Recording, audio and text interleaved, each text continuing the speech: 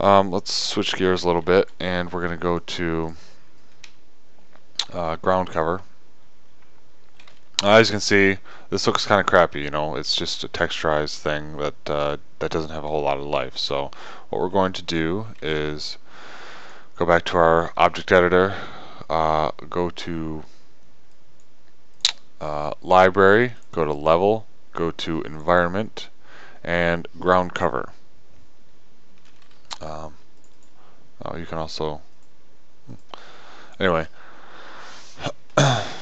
what we can do here is double click on ground cover. We're just going to say ground cover forest, and we're going to go look for a material name.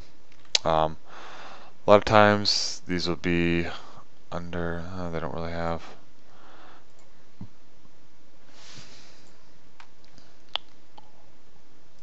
Well, I thought I had something in there, but we'll just go ahead and do ground cover foreskin. We're just going to wait for now. I thought I had a material in there already for it, but I ended up choosing default tree fronds. Not exactly what you're supposed to be using, but go ahead and hit select for that, and then hit create new.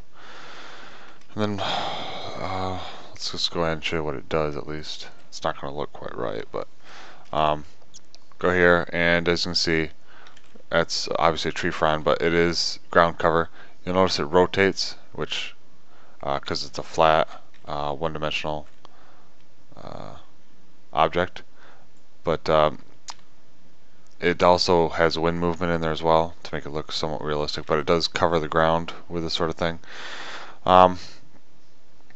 Obviously, once you have actual grass materials, it'll look a little better. I'm going to see if I can get those actually. But that's how you basically add some ground cover. What you can do afterwards is go in your scene and do inspect, and then it'll show you some more details of here. We can change the radius, we can change the grid size, we can change the seed. Max elements, you can, if you want more ground cover, go ahead and bump that up. You can change a lot of the stuff like the wind direction. Let's change it to 0, 1. Length up to 30.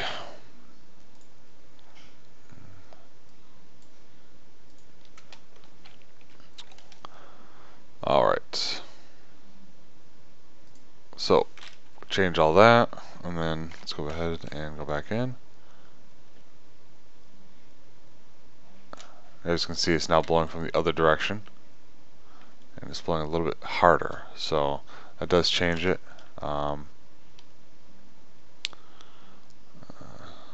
As you can see, some of this is on the side of the hill, which we can change.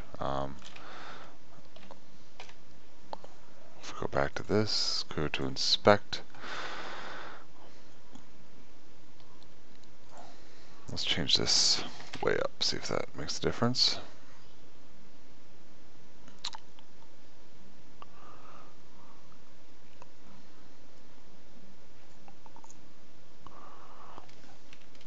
Alright, as you can see, that added a lot more ground cover.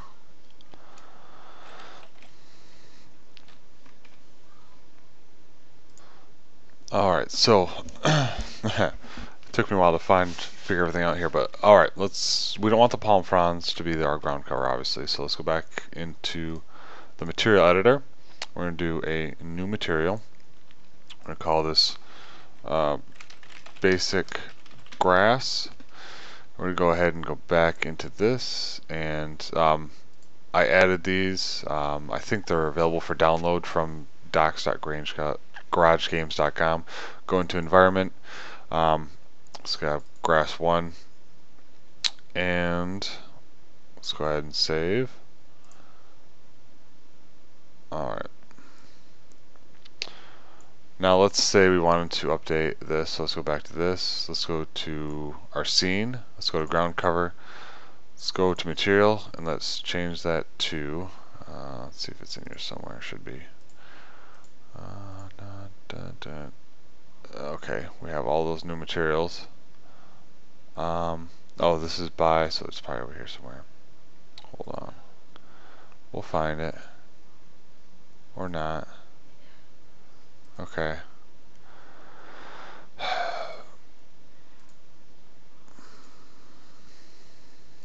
Well, whatever. We're gonna go with new material 2. No, that's not it. Yeah, that's it. There, new material 2. Select, you'll notice, hey, something's wrong here. There's a big white background on them. That doesn't look great. So let's go ahead and go back to our material editor. And then new material 2, let's go ahead and call it basic grass. Let's hit save. And then we're going to have to go down to advanced all layers. We're going to have to do alpha threshold. As you can see, that automatically starts cutting it down, and we're going to have to do it somewhere around, I think you can find this on Garage Game Docs, but I think it's somewhere around 20. Whatever looks best to you. So usually what I do is want to zoom way in, take a look. Yeah, 20, maybe even 25.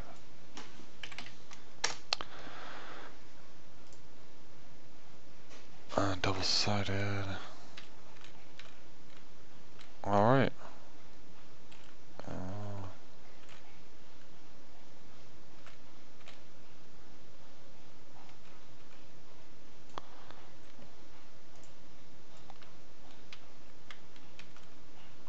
I have to zoom in and look at them, see if they look great. They don't look great. We might have to do a little bit of tweaking. Alright, did a little bit of editing. Looks a little bit better. Changed the wind speed, direction, all that. And this is a technique called billboarding, which has a 2D object, and the camera always faces the camera. However, you'll notice a few issues. One, it looks like it's floating. So we'll go ahead and go back and do inspect, and if we go to types and then 0 on there, billboard UVs, you can go ahead and select this. Let's go ahead and cut it up just a little bit, hit OK, minimize, and that still looks a little bit off. Let's see. What we can also do is change the Z offset to something like a -1, and then we'll go ahead. See, that's way too much, obviously. So we'll go ahead and inspect, Z offset -0.2, enter, and that looks a little bit more like it's actually in the ground. Obviously not perfect, but and I want to see, from far away it looks just a little bit too whitish, and I think it's because it's still, I think I'm going to do a little bit more of an aggressive, go back to the material editor, go back to advanced, alpha threshold, no, 20. We're going to turn it up just a little bit. Hit save. Maybe that looks a little, about the same, but and the slope min and slope max is also something we should probably set.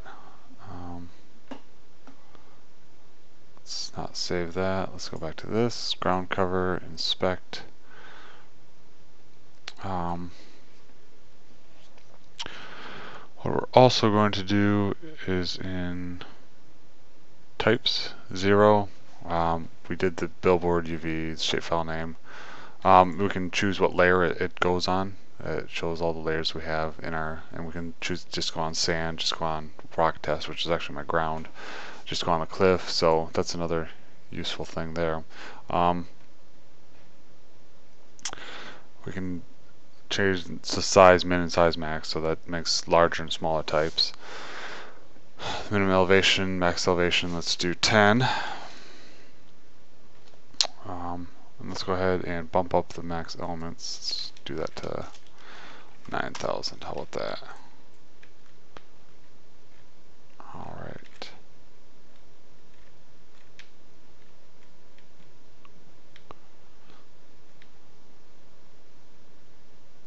Alright, as you can see, I added a few more in through here, so it looks a little bit better. Obviously, we can set the elevation too, so that it only goes at certain elevations, so we won't have to, because you can't delete individual elements with ground cover. It's just ground cover. That's the way it is. So we'd have to set the minimum elevation, max elevation. So, and that's obviously just one type of grass. So what we can do is go back to our material editor, new material. We can say tall grass, hit enter, save it, and choose our map under environment. Say just plant 1. We'll do that one. Go back to advanced. Go to alpha threshold of around.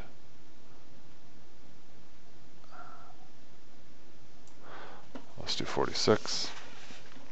And go ahead and save that.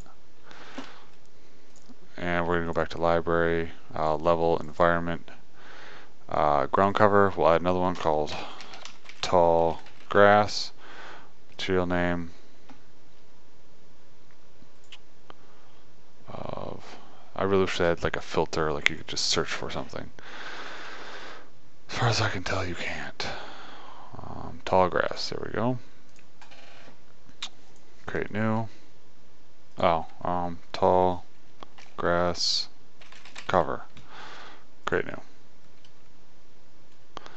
And this will create another ground cover object. Let's go ahead and find one. There's one right there, tall grass. As you can see, the wind speed and direction will probably want to change to be the same as this one. I like it gently blowing instead of stiffly blowing, but as you can see, it's starting to add a little bit more variation in the ground cover. But now you're probably thinking, I don't want to sit there and go through 18 different grass types and do all that. Well, what you can do is take all of your different grass images, throw them on one large image, and with a white background, and then using the inspect, you can just create one grass cover, and then on each layer or types, you could do type 0. On each one you could choose, this would be your full image right here, and you could choose each one for each layer so that you would have all the different ones. And then you could set individually max elevation, max slope, all that sort of thing. So that's how you could do it that way, and that's probably going to be the easiest way, because then all of it will be fairly similar. It'll all have, you know, the same wind speed and all that. So so that's pretty much the basics of ground cover. Maybe we'll do a little bit more advanced stuff later, but it adds a little bit of meaning to your, a little bit of variation to your terrain. I just don't like those. Maybe it's just from a distance where they look bad, but I still don't like them. But all right, well, we'll deal with that later. This is all basic stuff. So all right, that pretty much wraps up this part of the tutorial about grass cover and particle emitters. We'll probably cover a little bit more about data blocks and a little bit more about terrain. Like we still have to cover different parts of the environment, sun, clouds, cloud layer, sound emitters, all that sort of thing. So